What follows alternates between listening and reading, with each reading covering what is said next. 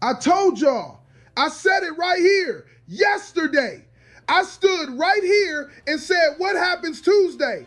I asked that question, and now I got my answer. And I wish, man, I wish I was wrong, but I wasn't. The bombs fell today. The United States of America dropped bombs on Karg Island. Now, if you don't know what Karg Island is, let me tell you, because this is important. Karg Island is Iran's biggest oil export terminal, the biggest. This is where Iran sends its oil out to the world. This is their money. This is their lifeline. And we hit it. Now the Pentagon is saying, and listen to how they word this. They saying they hit military targets, air defense systems, radar stations, bunkers, ammunition storage. And they swear they didn't touch the oil infrastructure. They swear. But here's what I need y'all to understand. You don't bomb somebody's front porch and then say, don't worry, we didn't touch the living room. You on their property. You at their door. And every missile that lands there sends a message that says, we coming for all of it. And you know what Iran said after the strikes? They said, and I want y'all to hear this. They said the era of restraint is over. Let me say that one more time. Iran said the era of restraint is over. That means everything they've been holding back, all that power they've been keeping in reserve, that's off the table now. And that should scare every single person watching this. But here's the part that broke me today. And I mean that. This one got me. While Trump was posting about Power Plant Day, remember that? He gave it a name like it's a holiday.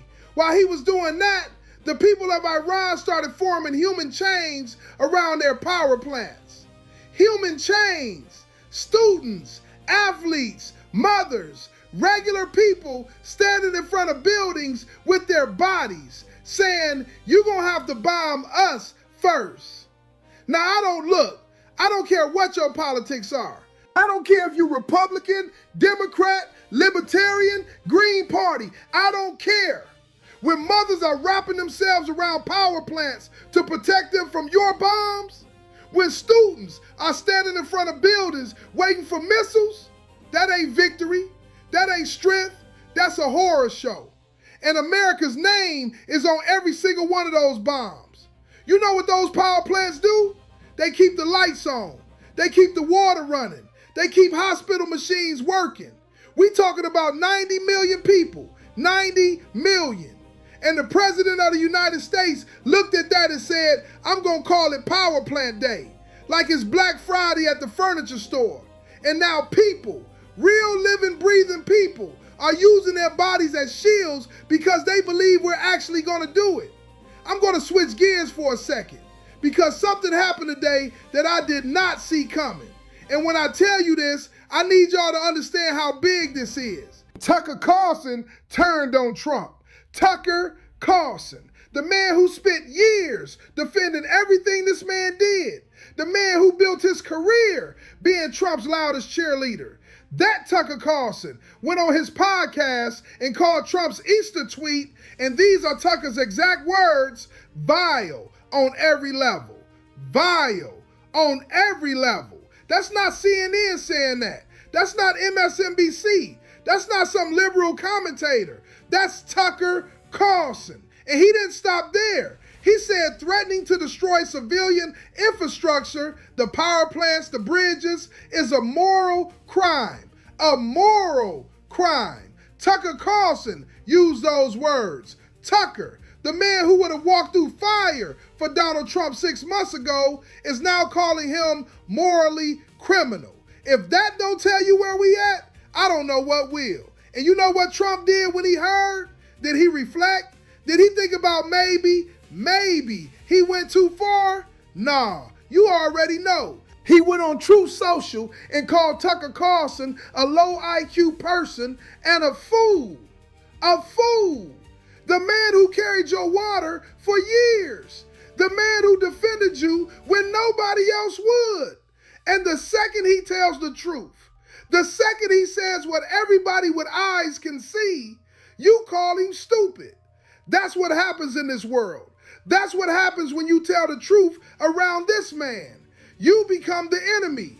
Tucker's the enemy now. Just like John Bolton was the enemy. Just like Bill Barr was the enemy. Just like every single person who ever worked for this man and then dared to say, hey, maybe this ain't right. They all became the enemy. Every single one. And I need y'all to think about that. Because if the people who know him best, the people who were in the room, if they can't defend him anymore, what does that tell you? It tells you the ship is sinking and the rats are jumping off and the captain is standing on the deck calling everybody stupid while the water rises. Now let me run the flip test because I gotta. Imagine, just imagine that Obama's biggest supporter in media came out and called Obama's foreign policy a moral crime. What would Fox News do? They would run that clip on a loop, 24 hours a day, 7 days a week. See, even his own people know he's dangerous. Even his own side admits it.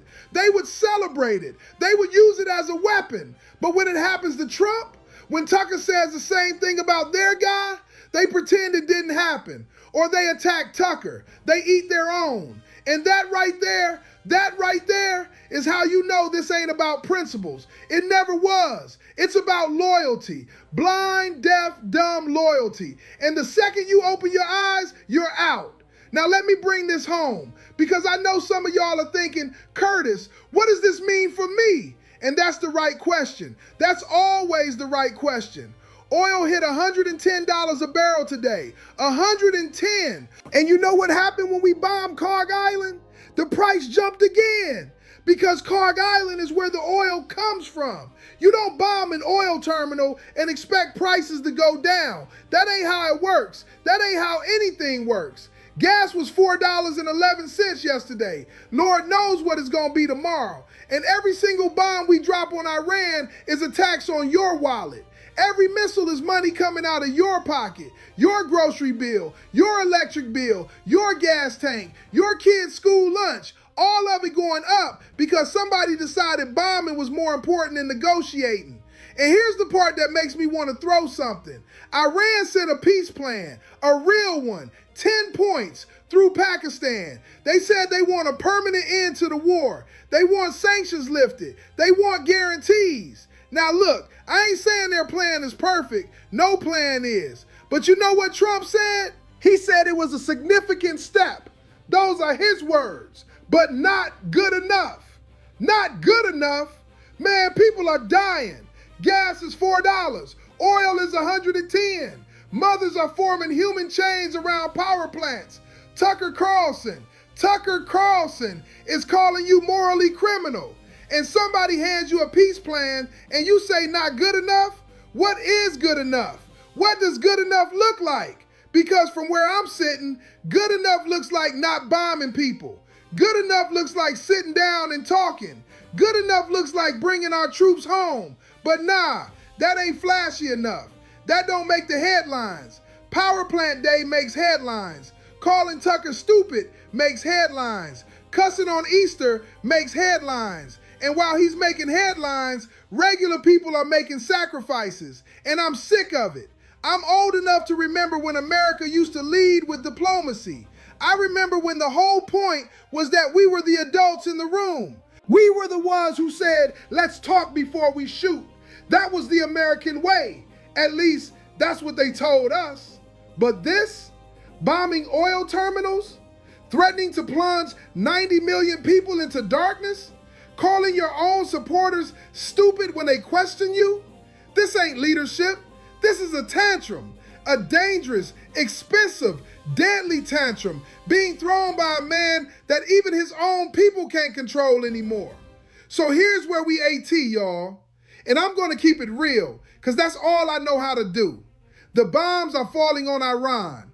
The era of restraint is over. Their words, not mine. Oil is through the roof. Gas is killing your budget. Iran sent the peace plan and Trump said, not good enough.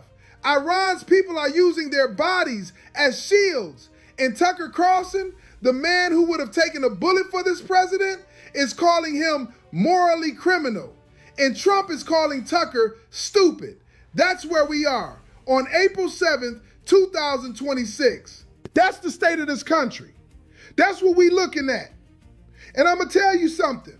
When a man's own team starts walking away, when the people who built the machine start calling it broken, it's broken. And all the tweets in the world ain't gonna fix it. All the name calling ain't gonna fix it. All the power plant days ain't gonna fix it. The only thing that fixes this is a leader who says enough and means it. And right now, we ain't got that leader. We got a man on social media calling everybody stupid at midnight.